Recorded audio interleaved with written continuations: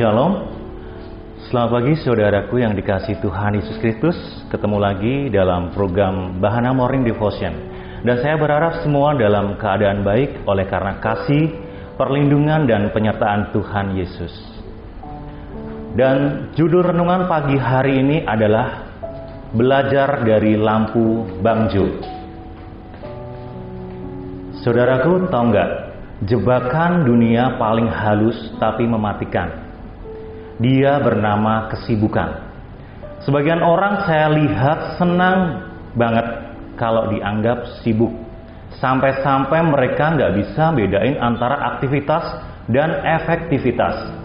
Alasannya sih produktif, padahal cuma biar nggak dianggap pasif.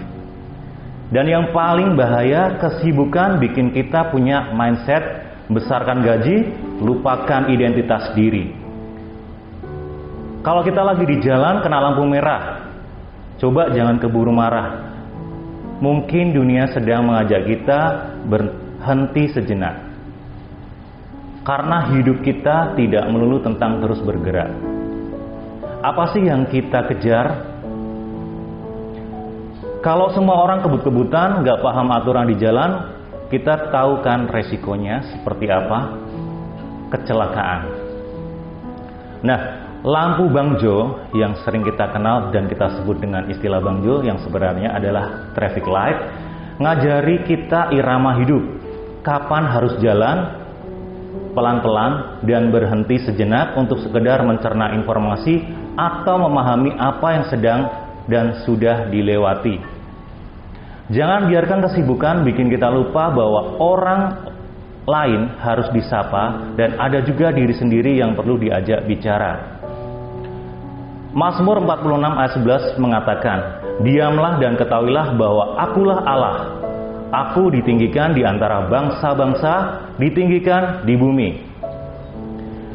Kita harus tahu kapan kita harus berhenti sejenak, meski pekerjaan masih menggunung di depan mata. Kita sudah sampai pada batas titik jenuh dan masih memaksakan diri. Selain kesehatan kita terancam, hasil yang dicapai pun juga nggak akan bisa maksimal.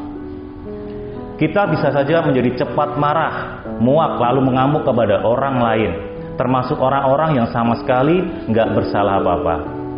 Maka dari itu, sebelum kita terjebak untuk mengambil tindakan-tindakan yang salah, we should press the pause button and take a break.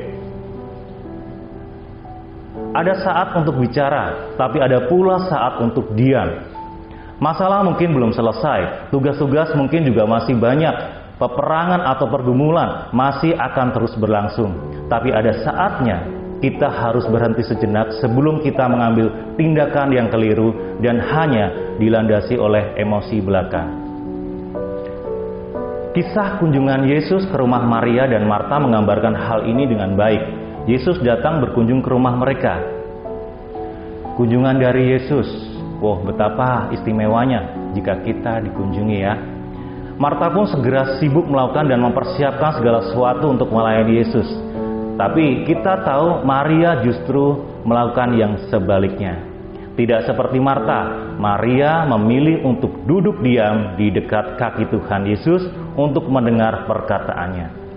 Lukas 10 ayat 39. Ketika Marta protes dan menganggap Maria seolah-olah tidak peduli, Yesus pun berkata, "Marta, Marta, engkau khawatir dan menyusahkan diri dengan banyak perkara, tapi hanya satu saja yang perlu. Maria telah memilih bagian yang terbaik, yang tidak akan diambil daripadanya." Kita pun sering berlaku seperti ini. Kita sibuk melakukan segala sesuatu sesuai semampu kita.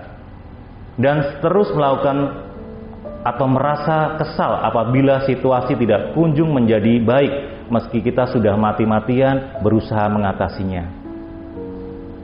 Kita terus berusaha lewat segala daya, upaya dan cara, tapi sayangnya kita lupa bahwa ada waktu di mana kita harus berhenti dan kemudian mendatangi Tuhan, berdiam di hadiratnya untuk mendengarkan suaranya. Kita harus tahu kapan harus jalan, kapan harus lari, tapi juga harus tahu kapan harus berhenti. Kita harus memiliki kemampuan itu. Kemampuan untuk tahu kapan harus berhenti sangat erat kaitannya dengan kekuatan untuk mengontrol diri, emosi, maupun untuk mawas diri. Sebelum situasi menjadi tidak terkontrol lagi, kinerja menurun, atau kita melakukan hal-hal yang destruktif, baik dalam aktivitas maupun kepada diri sendiri. Kita perlu mengambil waktu untuk berdiam sejenak, duduk diam dalam hadiratnya, dan mendengar suaranya.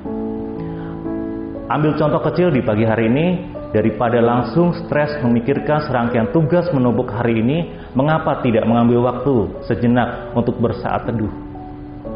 Bukankah Tuhan menjanjikan rahmat-Nya yang baru setiap pagi? Mengapa hal seindah itu harus kita lewatkan dan lebih memilih untuk membiarkan diri kita hidup dalam ritme chaos tanpa sukacita sejak pagi hari? Jika itu Anda lakukan, Anda akan merasakan sendiri bahwa itu akan membuat segala sesuatunya jauh lebih baik dan mengarahkan Anda untuk mencapai hasil yang terbaik dan maksimal. Amin. Kita bersatu di dalam doa. Bapa yang kudus, kami bersyukur, berterima kasih Tuhan buat hari-Mu Tuhan. Pagi hari ini juga Tuhan, Engkau meneguhkan kami Tuhan, mengenai hal untuk berhenti sejenak Tuhan. Terlebih kami boleh bersaat teduh Tuhan, merenungkan segala kebaikan Tuhan, memuji, memuliakan, berdoa Tuhan, baik untuk diri kami pribadi maupun orang lain Tuhan. Terima kasih buat berkat firman-Mu pada pagi hari ini Tuhan. Kiranya Tuhan memampukan kami Tuhan untuk melakukan firman-Mu ini dalam kehidupan kami sehari-hari Tuhan. Biarkan kami mengintrospeksi diri kami Tuhan, merenungkan segala sesuatu yang sudah kami lakukan Tuhan. Dan mulai saat ini Tuhan, kami boleh ada komitmen Tuhan untuk dapat menata hidup kami, mengontrol segala sesuatunya dalam diri kami, baik dalam aktivitas kami maupun dalam diri kami secara pribadi Tuhan. Terima kasih Bapa, kami mau serahkan semua tangan kuasa-Mu, segala aktivitas kami, kegiatan kami, pekerjaan kami, apapun profesi kami Tuhan. Tuhan hadir untuk kami. Terima kasih Bapa. Hanya di dalam nama Tuhan Yesus Kristus kami berdoa. Haleluya. Amin.